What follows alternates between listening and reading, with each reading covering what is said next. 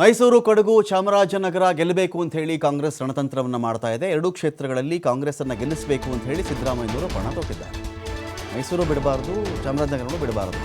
ಮೈಸೂರು, ಕೊಡಗು ಲೋಕಸಭಾ ಕ್ಷೇತ್ರ, ಚಾಮರಾಜನಗರ ಲೋಕಸಭಾ ಕ್ಷೇತ್ರ ಎರಡೂ ಕಡೆ ಕಾಂಗ್ರೆಸ್ ಗೆಲ್ಲಬೇಕು ಅಂತ ಹೇಳಿ ಸಿದ್ದರಾಮಯ್ಯನವರು ಪಣ ತೊಟ್ಟಿದ್ದಾರೆ. ಖಾಸಗಿ ರೆಸಾರ್ಟ್ನಲ್ಲಿ ವಿಶ್ರಾಂತಿ ತೆಗೆದುಕೊಳ್ತಾ ಇದ್ದಾರೆ ಸಿದ್ದರಾಮಯ್ಯ ಅವರು. ಅಟ್ ದ ಸೇಮ್ ಟೈಮ್ ಆಪ್ತರೊಂದಿಗೆ ಸಭೆಯನ್ನು ಕೂಡ ಮಾಡ್ತಾ ಇದ್ದಾರೆ.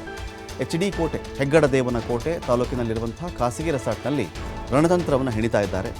ಸಭೆಯಲ್ಲಿ ಯಾರ್ಯಾರಿದ್ದಾರೆ ಅಂದರೆ ಸಚಿವ ಮಹದೇವಪ್ಪ ಅವರಿದ್ದಾರೆ, ವೆಂಕಟೇಶ್ ಇದ್ದಾರೆ, ಶಾಸಕರಾದ ಅನಿಲ್ ಚಿಕ್ಕಮಾದು, ಮಾಜಿ ಶಾಸಕ HP ಮಂಜುನಾಥ್, ಯತೀಂದ್ರ ಸಿದ್ದರಾಮಯ್ಯ ಈ ಒಂದು ಡಿಸ್ಕಷನ್ನಲ್ಲಿ ಭಾಗಿಯಾಗಿದ್ದಾರೆ.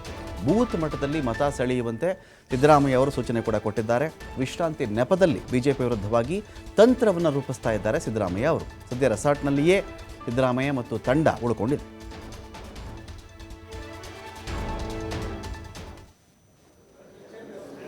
ಕರ್ನಾಟಕ ರಾಜ್ಯದ ಗೌರವಿತ ಮುಖ್ಯಮಂತ್ರಿಗಳು ಈ ಸಭೆಯಲ್ಲಿ ಡಿಟೇಲ್ಸ್ಕೊಳ್ಳಿಕ್ಕೆ ಇದೀಗ ಪುನೀತ್ ಇದ್ದಾರೆ. ಪುನೀತ್, ಯಾವ ರೀತಿ ರಣತಂತ್ರವನ್ನು ಹೆಣೆಯಲಾಗ್ತಾ ಇದೆ? ಯಾವೆಲ್ಲ ಆ ಭಾಗದ ನಾಯಕರನ್ನೇನಾದರೂ ಬೇರೆ ಪಾರ್ಟಿ ನಾಯಕರನ್ನು ಕಾಂಗ್ರೆಸ್ ಕಡೆಗೆ ಸೆಳೆದುಕೊಳ್ಳೋ ಪ್ರಯತ್ನ ಇದೆಯಾ, ಅಥವಾ ಕಾಂಗ್ರೆಸ್ನ ಕ್ಯಾಂಡಿಡೇಟ್ ಕಡೆಯಿಂದ ಪ್ರಚಾರ ಜೋರು ಮಾಡಬೇಕು ಅನ್ನೋ ಆಲೋಚನೆಗಳು ಯಾವ ರೀತಿಯಲ್ಲಿದೆ? ಯಾವ ರೀತಿಯಲ್ಲಿ ಟೈಮ್ ಟೇಬಲ್ ಆಗ್ತಾ ಇದೆ ಅಂತ ಪುನೀತ್?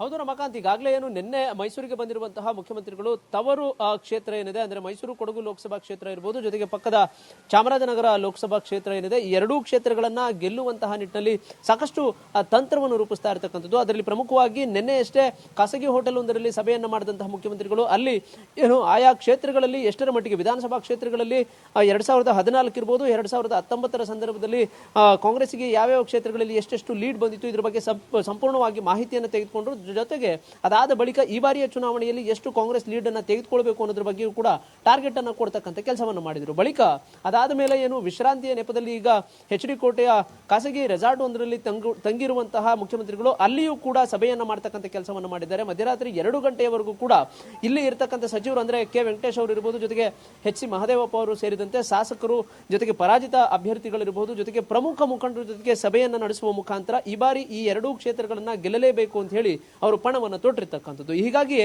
ಇಲ್ಲಿಗಾಗಲೇ ಮುಖ್ಯವಾಗಿ ಮೈಸೂರು ಭಾಗದ ಬ್ರಾಹ್ಮಣ ಸಮುದಾಯದ ಪ್ರಮುಖ ನಾಯಕ ಅಂತಂದ್ರೆ HV ರಾಜೀವ್ ಅವರು ಬಿಜೆಪಿಯಲ್ಲಿ ಏನು BS ಯಡಿಯೂರಪ್ಪನವರು ಏನಿದ್ದಾರೆ ಅವರ ಆಪ್ತರಾಗಿದ್ರು, ಅವರನ್ನ ಕಾಂಗ್ರೆಸ್ಗೆ ಸೆಳೆಯುವಂತ ಒಂದು ಕೆಲಸವನ್ನ ಮಾಡಲಾಗಿರ್ತಕ್ಕಂಥದ್ದು. ಇದು ಒಂದು ಕಡೆ ಆದ್ರೆ ಮತ್ತೊಂದು ಕಡೆ ಆಯಾ ಕ್ಷೇತ್ರಗಳಲ್ಲಿ ಕಾಂಗ್ರೆಸ್ನ ಶಾಸಕರುಗಳೇನಿದ್ದಾರೆ ಅಲ್ಲಿ ಹೆಚ್ಚಿನದಾಗಿ ಲೀಡ್ ಬರಬೇಕು.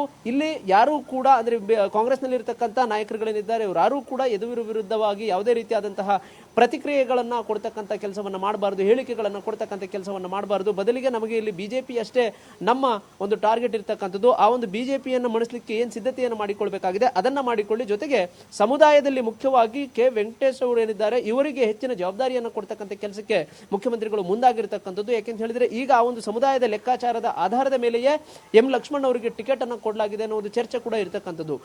ಏನು ಒಕ್ಕಲಿಗ ಸಮುದಾಯ ಪ್ರಬಲವಾಗಿರ್ತಕ್ಕಂಥ ಒಂದು ಹಿನ್ನೆಲೆಯಲ್ಲಿ ಇಲ್ಲಿ ಕೆ ವೆಂಕಟೇಶ್ ಅವರಿಗೆ ಹೆಚ್ಚಿನ ಜವಾಬ್ದಾರಿಯನ್ನು ನೀಡುವ ಮುಖಾಂತರ ಈಗಾಗಲೇ ಏನು ಕೊಡಗಿನಲ್ಲಿ 2 ವಿಧಾನಸಭಾ ಕ್ಷೇತ್ರಗಳಿದ್ದಾವೆ, ಆ 2 ವಿಧಾನಸಭಾ ಕ್ಷೇತ್ರಗಳಲ್ಲಿ ಕಾಂಗ್ರೆಸ್ಸೇ ಅಧಿಕಾರದಲ್ಲಿ ಇರತಕ್ಕಂಥದ್ದು. ಹೀಗಾಗಿ ಹೆಚ್ಚಿನದಾಗಿ ಗೆಲ್ಲುವಂತಹ ವಿಶ್ವಾಸದಲ್ಲಿರುವಂತಹ ಮುಖ್ಯಮಂತ್ರಿಗಳು ಇದನ್ನ ನೆಗ್ಲೆಕ್ಟ್ ಮಾಡಿದ ರೀತಿಯಲ್ಲಿ ಅಂದ್ರೆ ಹೆಚ್ಚಿನ ನಿಗಾವನ್ನು ವಹಿಸುವ ಮುಖಾಂತರ ಈ 2 ಕ್ಷೇತ್ರಗಳನ್ನು ಗೆಲ್ಲಲಿಕ್ಕೆ ಈಗ ಸಾಕಷ್ಟು ತಂತ್ರಗಾರಿಕೆಯನ್ನ ಮಾಡಲಾಗ್ತಾ ಇರತಕ್ಕಂಥದ್ದು. Ramakant, thank you Puneeth.